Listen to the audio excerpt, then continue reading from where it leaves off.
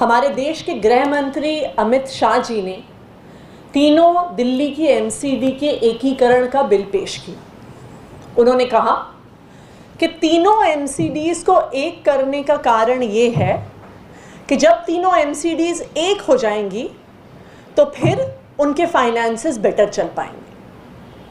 और क्यों finances better नहीं चल रहे हैं उस पर माननीय गृह मंत्री जी का कहना है क्योंकि दिल्ली सरकार तीनों एमसीडीज के साथ सौतेला व्यवहार कर रही है।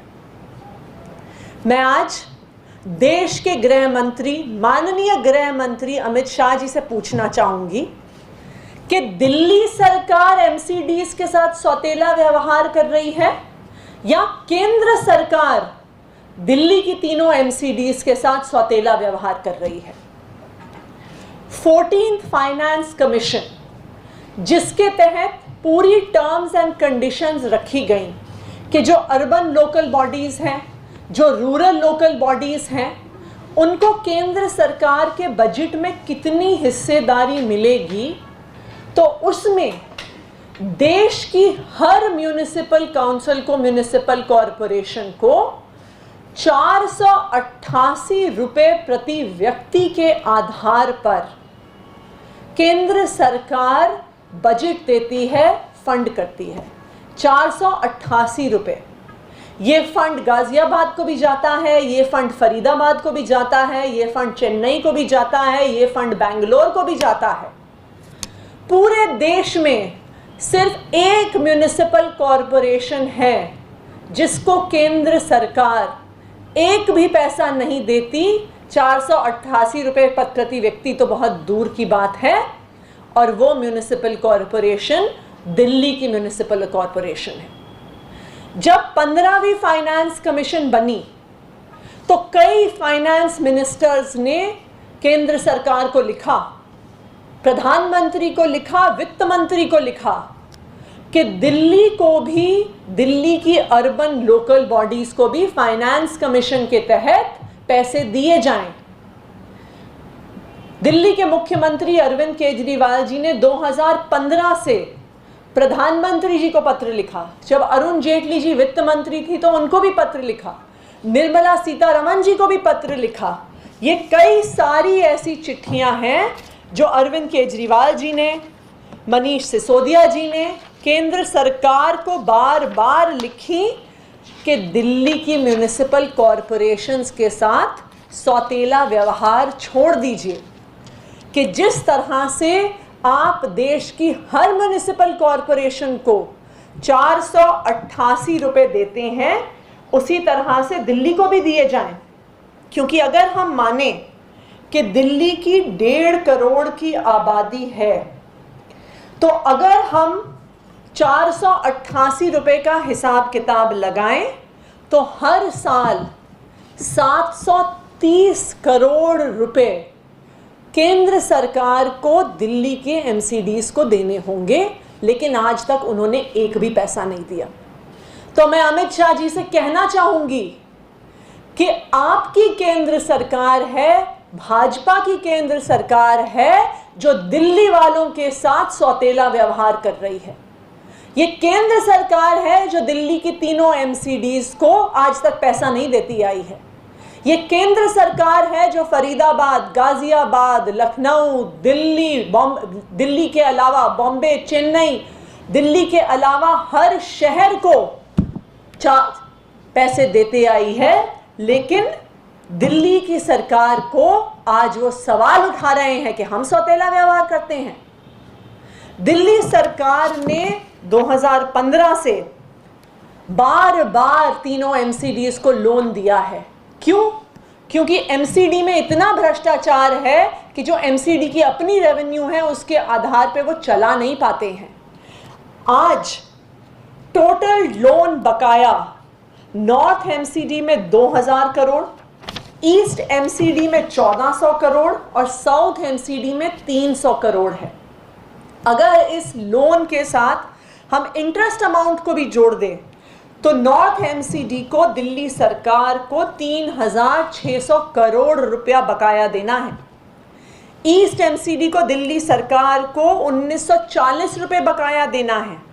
साउथ एमसीडी को 1322 करोड़ रुपए बकाया देना है। दिल्ली सरकार ने एमसीडीज को लोन दिया है, लेकिन केंद्र सरकार ने एमसीडी को एक भी पैसा देने से मना कर दिया है। और केंद्र सरकार जो एमसीडीज को पैसा नहीं दे रही है, शायद उसका एक कारण है कि भाजपा के नेताओं को, प्रधानमंत्री जी को, अमित शाह जी को पता है कि आप एमसीडी को जितना भी पैसा दे दीजिए, उनके पार्षद सारा पैसा खा जाएंगे, सारे पैसों का भ्रष्टाचार कर देंगे। इसलिए दिल्ली की तीनों एमसीडीज को कोई पैसा देने का फायदा नहीं है। तो अमित शाह जी, आज मैं आपसे पूछना चाहती हूं कि आप दिल्ली वालों के साथ सौतेला व्यवहार क्यों कर रहे हैं? क्या आप इसलिए सौतेला व्यवहार कर रहे हैं क्योंकि दिल्ली एक ऐसा राज्य है जिसने दो चुनाव में भाजपा को एक सिंगल डिजिट पर रिड्यूस कर दिया है? क्या आज आप ये बिल इसलिए लेकर आ रहे हैं क्योंकि आपको पता है कि जो हालत आपकी दिल्ली के विधानसभा चुनाव में हुई है, वही हालत आपके एमसीडी के चुनाव में हो जाएगी? जैसे विधानसभा में आप सिंगल डिजिट में रह गए हैं, दिल्ली में भी एमसीडी चुनाव होगा तो इस सौतेले व्यवहार का, भाजपा के भ्रष्टाचार का और 15 साल के कुशासन का दिल्ली की जनता आपको जवाब देगी। और जिस तरह विधानसभा में आप सिंगल डिजिट में रह गए हैं, दिल्ली एमसीडी में भी आपका यही हाल होने वाला है। दो सवाल हैं। हाँ जी। पहला सवाल ये है कि एसडीएमसी ने उनके इलाके में जितने भी मीट शॉप है उसको बंद करने का फैसला किया, ऑर्डर जारी हुआ है कल ही, जब तक नवरात्र इसके साथ साथ एसडीएमसी ने भी कहा है, अपील करी है बंद रखने की। पहला सवाल ये, इस पर क्या रिएक्शन है आपका? और दूसरा कि ईडी ने सर मैम सत्येंद्र जैन जी की कुछ प्रॉपर्टी को अटैच किया है 4.5-4.5 करोड़ के आसपास, इस पर आपका क्या? देखिए, ईडीएमसी और एसडीएमसी ने मीट की दुकानें बंद करने का आदेश दिया है, लेकिन चाहे फरीदाबाद हो, गाजियाबाद हो, गुड़गांव हो, नोएडा हो, किसी भी जगह पर अभी तक ऐसे आदेश पारित नहीं हुए हैं। तो अगर वास्तव में कोई भी सरकार सीरियस है इस मुद्दे को लेकर, तो फिर बाकी जगह पर भी ऐसे ऑर्डर पास करवाएं, क्योंकि जब तक बॉर्डर पार करते ही मीट की दुकान खुली होगी तो इस आदेश से फ़ायदा क्या होगा? आपने दूसरा सवाल पूछा सत्येंद्र जैन जी पे, जो ईडी का ऑर्डर आया है, जो ईडी ने एफआईआर फाइल की है। देखिए, ये पहली बार नहीं है कि केंद्र सरकार ने आम आदमी पार्टी के किसी नेता पर, आम आदमी पार्टी के किसी मंत्री पर केस किया हो, रेड करी हो, एफआईआर करी हो। ये 2015 से आज तक की एक रेगुलर कहानी है। आज सत्येंद्र जैन जी पर रेड क्यों हो रहा है, उन पर एफआईआर क्यों हो रही है? क्योंकि जिस रफ्तार से आम आदमी पार्टी आज पूरे देश में फैल रही है, जिस रफ्तार से पंजाब की जीत के बाद देश के हर हिस्से में अलग अलग लोग, जो चाहे किसी पार्टी में हो, चाहे समाज सेवी हो, चाहे पुलिस में रहे हो, चाहे आर्मी में रहे हो, आज आम आदमी पार्टी में आना चाहते हैं और अलग अलग राज्यों में आम आदमी पार्टी को आगे बढ़ाना चाहते हैं, ईमानदार राजनीति को आगे बढ़ाना चाहते हैं। और केंद्र सरकार को और भाजपा को आम आदमी पार्टी की, अरविंद केजरीवाल जी की ईमानदार राजनीति से डर लगता है। इसलिए उनकी कोशिश है कि जिस तरह से वो ये पैंतरे पहले अपने आते आए हैं, वो आम आदमी पार्टी को डराने की कोशिश कर रहे हैं, धमकाने की कोशिश कर रहे हैं। लेकिन मैं केंद्र सरकार को ये कहना चाहूँगी कि आम आदमी पार्टी वाले कट्टर ईमानदार हैं और किसी भी प्रकार के एफआईआर से, किसी भी प्रकार के इन्वेस्टिगेशन से हम डरते नहीं हैं। हजारों केस कर दिए हमारे नेताओं पर, हमारे विधायकों पर, हमारे मंत्रियों पर। मुख्यमंत्री के घर तक सीबीआई की रेड हो गई, डिप्टी सीएम के घर पर सीबीआई की रेड हो गई, सत्येंद्र जैन जी के घर पर सीबीआई की रेड हो गई।